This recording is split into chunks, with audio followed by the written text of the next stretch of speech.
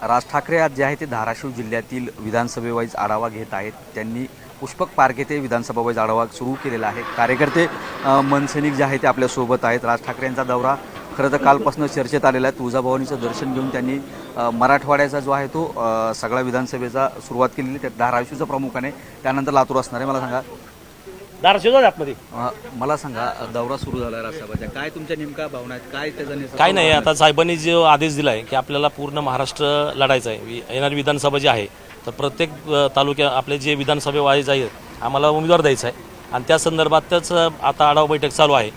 प्रत्येक आपल्या धाराशिव जिल्ह्यामध्ये 4 विधानसभा आहेत. तर विधानसभा वाईज सगळ्यांच्या मुलाखती होतील, इच्छुकांच्या मुलाखती आहेत आणि साहेब जे आदेश देतील त्या आदेशाचं पालन केलं जाईल. तुमचा कुठला वैयक्तिक मतदारसंघ आहे, बांधणी कशी आहे? माझं भूमपरांडा वाशी विधानसभा आहे आणि चांगल्या पद्धतीची बांधणी आहे. मी लढायला साहेबांचं म्हणजे लढणारच आहे भूमपरांड्यामधून. साहेबाचा फक्त आदेशाची वाट बघतोय. मला एक सांगा, आरक्षणाचे प्रश्न ते होत आहेत. काल मराठा समाजाचं आंदोलन झालं, आरक्षण झालं, काय नेमकं त्याच्याबद्दल चर्चा झाली साहेबाबरोबर? काय सांगा, कार्यकर्त्यांना काय बोलणं झाले? जे त्यांची जी मागणी होती किंवा ज्यांना बोलायचं होतं ते साहेबांबरोबर तुम्ही काल अख्खं महाराष्ट्राने पाहिलं. जे काही बोलायचं होतं ते त्यांनी प्रश्न मांडले. त्या प्रश्नाची उत्तर साहेबांनी एकदम त्यांना पाहिजे अशी दिलेली आहेत. पुढील आता ते साहेब जरांगे पाटलांशी बोलून त्यांची आज जरांगे यांचा दौरा येईल धाराशिव आहे ना. आता तुमच्या नेमक्या भावना साहेबांचं काय झाले? नाही त्याबद्दल कसं आहे माहिती आहे का, साहेबच बोलू शकतील, आम्ही बोलणार नाही. बरं, मला सांगा तुम्ही कुठून आलात, काय तुमच्या भावना आहेत, कशासाठी आला तिथं, काय वाटतं? एक नवचैत्य नेते राज ठाकरे यांचा धाराशिव जिल्हा दौरा आहे, काय साहेब ज्यावेळेस बी धाराशिव किंवा कुठल्याही जिल्ह्यामध्ये जातात त्या दिवशी आमच्या सर्व मराठा सैनिकसाठी ते दिवाळीचा सण असतो. आणि आज ज्यावेळेस तब्बल 12 वर्ष ते 13 वर्षानंतर साहेब धाराशिव जिल्ह्यामध्ये आलेले आहेत. त्यामुळं सर्व महाराष्ट्र नवनिर्माण सेनेच्या आणि विद्यार्थी सेनेच्या सर्व कार्यकर्त्यांमध्ये नवचैतन्य आहे.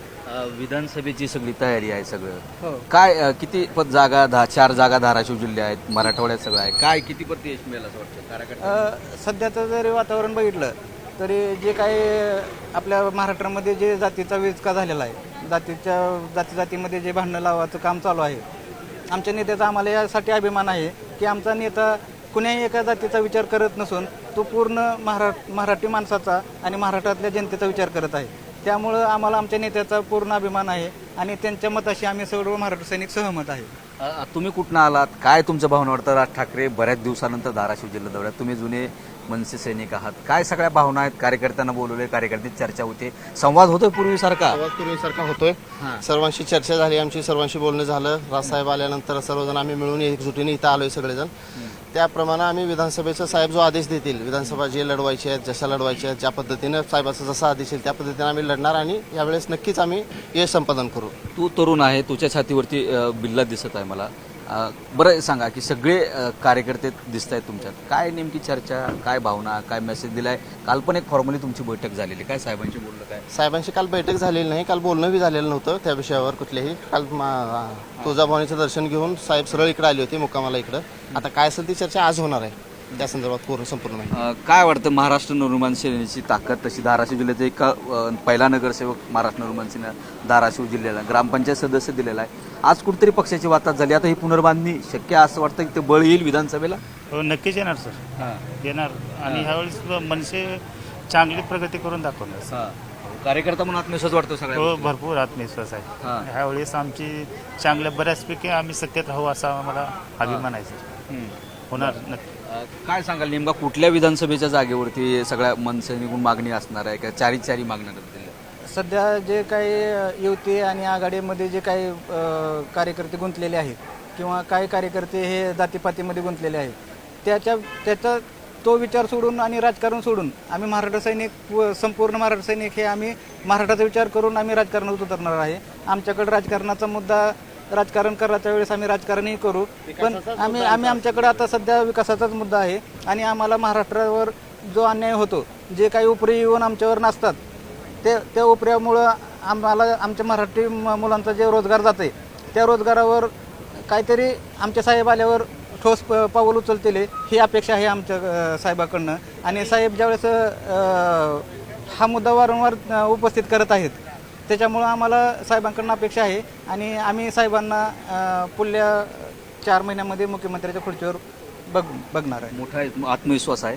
विकासाचं धाराशिव जिल्ह्याबाबतीत काय नेमकं चर्चा झाली? विकासाचे मुद्दे असतील, रेल्वे असेल, पाणी असेल, काय असेल, काय मागण्या असणार आहे किंवा तुम्ही काय सांगणार आहे साहेबांना? हे प्रामुख्याने आमचे प्रश्न सोडवा किंवा राज्य सरकारशी बोला किंवा सत्ता आल्यानंतर किंवा आमदार आल्यानंतर. सन्माननीय साहेबासोबत या विषयावर कुठलीही आतापर्यंत चर्चा आमची म्हणजे या विषयावर यावेळेस तर चर्चा झालेली नाही. आज होईल ती कदाचित. पण प्रामुख्यानं जर विचार केला आपल्या धाराशिव जिल्ह्याचा विकास म्हणण्यापेक्षा जेवढा भकास यांनी लोकांनी केला आहे, खासदारला ज्या पद्धतीनं आपण 3-3.25 लाखाच्या आसपास काहीतरी निवडून दिलं, त्या मताच्या त्या पात्र आहेत का ते? आत्ताच आपण ज्या वेळेस गाड्या आम्ही आमच्या गाड्या ज्यावेळेस आतमध्ये येतो त्यावेळेस किती खड्डे होते. आमचा विचार आला की आमच्या महाराष्ट्र सैनिकाच्या विचारानं प्रत्येक खड्ड्यात आम्ही आता लवकरच साहेब गेल्याच्या नंतर साहेबाची परवानगी घेऊन काय खड्ड्यामध्ये प्रत्येक खड्ड्यामध्ये खासदारचा खड्डा, आमदारचा खड्डा या पद्धतीनं आम्ही एक आंदोलन करणार आहे. यांचा विकास डोळ्यातल्या जनतेच्या समोर मांडणार आहे आम्ही. एकूण जर बघितलं तर एकेकाळी धाराशिव जिल्हा पहिला नगरसेवक महाराष्ट्र नवनिर्माण सेनेचा देणार होता. ग्रामपंचायत सदस्य देखील धाराशिव मधूनच जिल्ह्यातूनच दिला होता. त्यानंतर पक्षाची वातावत जी आहे ती 12-13 वर्ष राज ठाकरे जे आहे ते धाराशिव जिल्हा दौऱ्यावरती येऊन विधानसभेच्या निमित्तानं का असताना पक्षाची किंवा कार्यकर्त्याची बांधणी करतायत. निश्चितच त्यांना किती यश या निमित्तानं मिळतं आणि यासाठी ते खरंच यशस्वी होत कार्यकर्त्यांच्या बळावर यशस्वी होतात का हे पाहण्यासाठी थोडासा कालावधी जाणं